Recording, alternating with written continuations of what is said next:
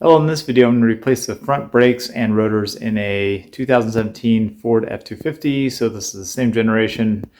I think it's 2017 to 2019. I think it's going to be pretty much the same for most F250s. So if you don't have the exact model year, it's going to be, like I said, very similar. In this case, I'm going to use like resurfaced rotors. There's only $15 per rotor to get them turned at one of the parts stores nearby. I used O'Reilly's just because it's closer, and they had, and they were resurfacing rotors versus buying new ones for like, 70 or 80 bucks off of Rock Auto. Overall, the job's pretty straightforward. Things are just a little bit heavier. Removing the wheels can be a little bit of a bear if you live in the Rust Belt. I have a video that I'll link up here that talks about one way to get the rotor, the tires off, but another option is, you just kind of get the biggest sledgehammer you got, and then you stand next to the tire and you kind of wail on it a bit. It does help if you rotate the tire a bit, wail on it a bit more, you kind of loosen it up. Eventually it might pop off, or if you get from the back side and you can hit the wheel off. If you're using a sledgehammer, do not hit the rim, just hit the tire itself. You'll need a 21mm socket to get the lugs off and the caliper off, and then a 16mm. I use a ratcheting wrench to get the caliper off the bracket. And then pry bar and a few other tools, sledgehammer and stuff helps as well. If you like the video, please give me a thumbs up and then subscribe as well. I'd appreciate it. It does help the channel. But let's get to it. All right, once you get the tire off, the wheel off, you can turn the wheels, cock them out, so it's a lot easier to get into the 21mm bolts in the back here. There's two of them to take off the caliper. I tried it with an impact, it got stuck, so now I'm just going to use a breaker bar, and then next step will be to pry off the caliper. All right, here I'm using a breaker bar with a cheater bar on top. Makes it a lot easier. All right, theoretically, the rotor should come off. Now, if it doesn't, and you want to save the rotor, take a piece of wood and a sledgehammer, put the wood against the rotor, hammer the sledge against it from the back side. You can work your way around the front first, and then it should knock loose. If you're as lucky on the other side, that's what I had to do. This side, it just magically came off right when I was doing it. So that simplifies things a lot right there. All right, so I opted to get the rotors resurfaced because it looked like I had plenty of life left on them. It was only $15 a rotor, so I thought that was a pretty good deal. So they're looking pretty nice. Now what I'm going to do is I'm going to put a little bit of anti-seize here just to help bust them off next time. It's nice that there's like a lip here and a lip here, so you don't get a lot of contact on the hub here, so it makes them so that they're not as likely to stick. Then while this is off, I'm gonna pop these brake pads out. I already got the one off. I'm gonna put the rotor the rotor on, the caliper back on, and then I'm gonna take the actual caliper itself off. So this is the bracket, this is the caliper. I'm gonna take this off and load the brake pads in, and then and also replace these slide guide things right here. So let's get that to it. So I'm going to use this high temperature copper anti-seize, slather it on right here, and then I'll show you the next steps.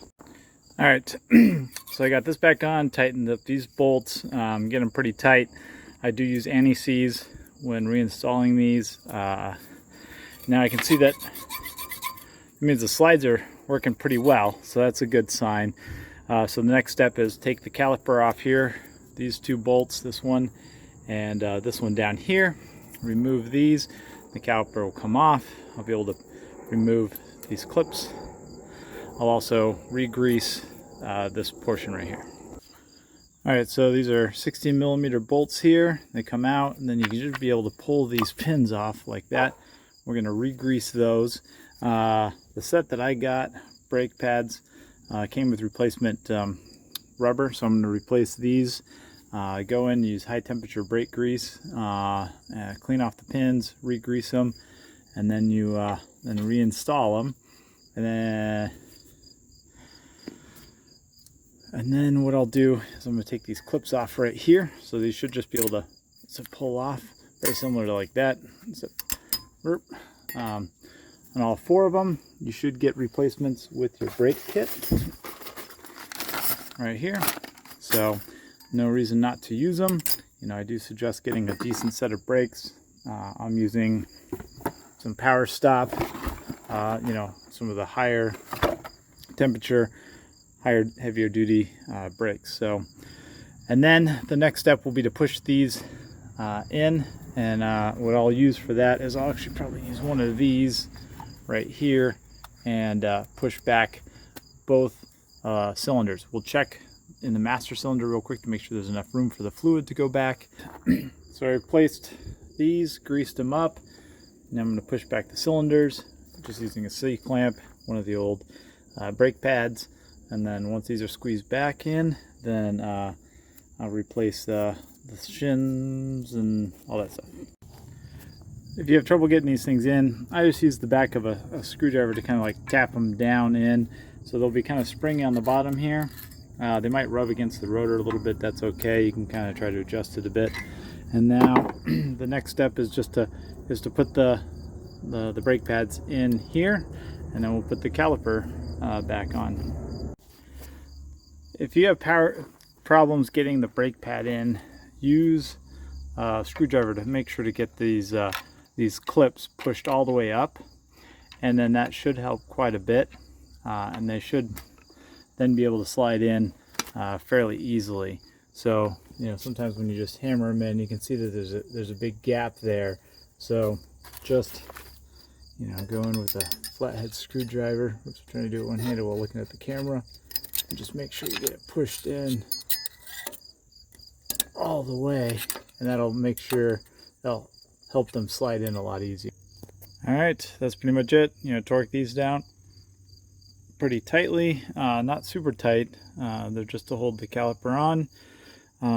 You know, clean off any oil and stuff that's gotten on the rotor with some brake clean, and then you can button everything up. And then I like to make sure you use anti-seize on the face of the rotor here, and then also on the studs, just to make it easier to get the wheel off in the future. If you do have the Power Stop, they do come with some of the grease, the high temperature grease for the slides there, which is pretty handy. And that's it. Hopefully you found it useful. So that's pretty much it. Again, if you like the channel, please give me a thumbs up. Found this helpful, I'd appreciate it. You know, leave a comment down below. All that stuff, you know, helps with the YouTube algorithms shenanigans. Thank you very much.